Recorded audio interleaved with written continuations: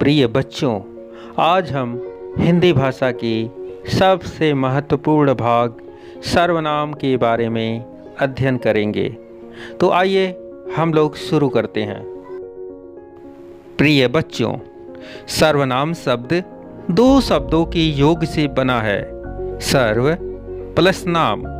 सर्व का अर्थ होता है सबका और नाम का अर्थ होता है नाम, अर्थात ऐसा नाम जो हम किसी के लिए भी प्रयुक्त कर सकें उसे हम सर्वनाम कहते हैं।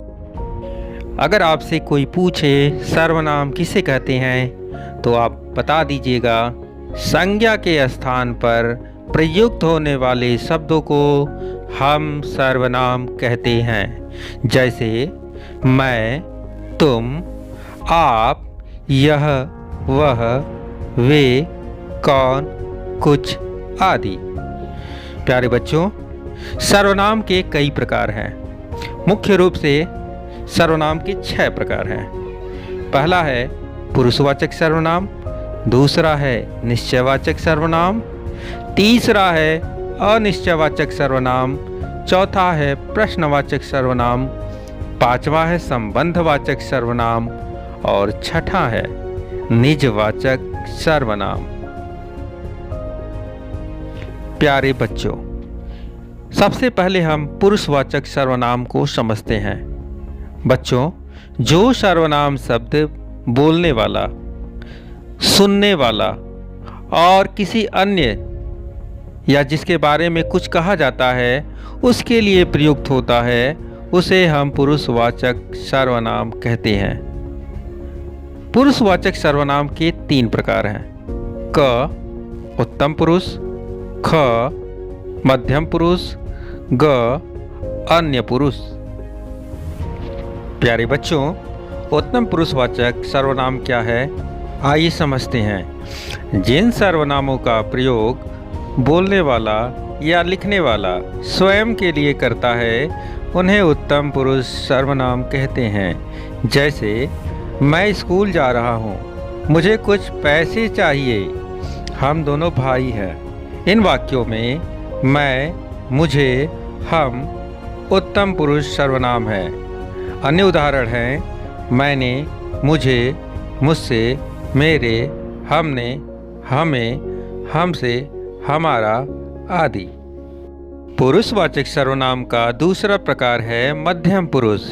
प्यारे विद्यार्थियों, बोलने वाला सुनने वाले के लिए जिन सर्वनाम शब्दों का प्रयोग करता है उन्हें मध्यम पुरुष सर्वनाम कहते हैं। जैसे तू, तुम, आप। तुम कहाँ रहते हो, आप कब आए, तुझे क्या काम है, तू कौन है। बच्चों, इन वाक्यों में तुम, आप, तुझे, तू ये शब्द मध्यम पुरुषवाचक सर्वनाम के उदाहरण हैं। पुरुषवाचक सर्वनाम का तीसरा प्रकार है अन्य पुरुष। बच्चों, बोलने वाला या लेखक जिन सर्वनामों का प्रयोग सुनने वाले के अलावा अन्य लोगों के लिए करता है उन्हें अन्य पुरुष सर्वनाम कहते हैं। जैसे यह, ये, वह, वे। यह कौन है, ये तुम्हारे कौन है, वह जा रहा है, वे जा रहे हैं। बच्चों, इन वाक्यों में यह, ये, वह, वे अन्य पुरुषवाचक सर्वनाम के उदाहरण हैं। प्यारे विद्यार्थियों, सर्वनाम का दूसरा प्रकार है निश्चयवाचक सर्वनाम। जिन सर्वनाम शब्दों से किसी पास या दूर के व्यक्ति, वस्तु या स्थान का निश्चित रूप से बोध होता है वे सर्वनाम शब्द निश्चयवाचक सर्वनाम कहलाते हैं। जैसे यह, वे आदि। यह मेरा भाई है, वे मेरे मित्र हैं।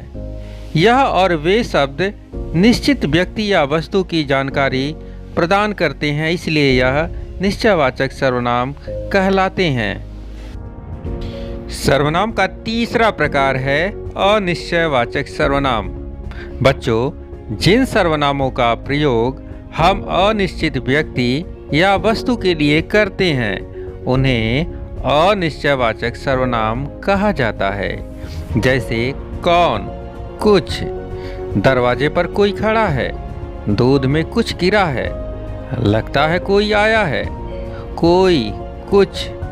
इन शब्दों से हमें किसी निश्चित व्यक्ति अथवा वस्तु की जानकारी नहीं प्राप्त हो रही है, इसलिए ये सर्वनाम अनिश्चयवाचक सर्वनाम कहलाते हैं।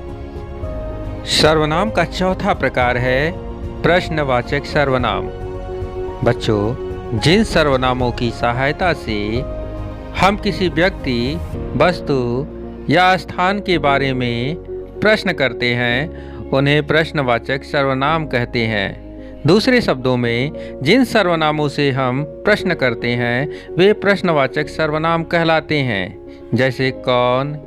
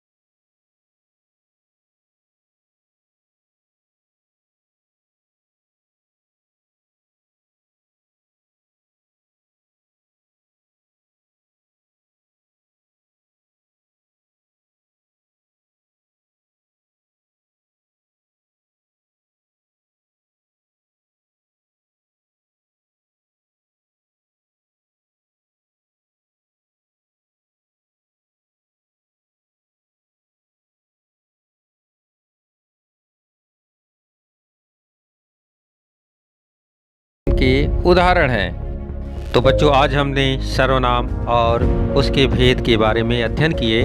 मुझे विश्वास है कि यह आपके लिए ज्ञानवर्धक होगा। अब मिलते हैं हम अगले वीडियो में किसी दूसरे टॉपिक के साथ। धन्यवाद।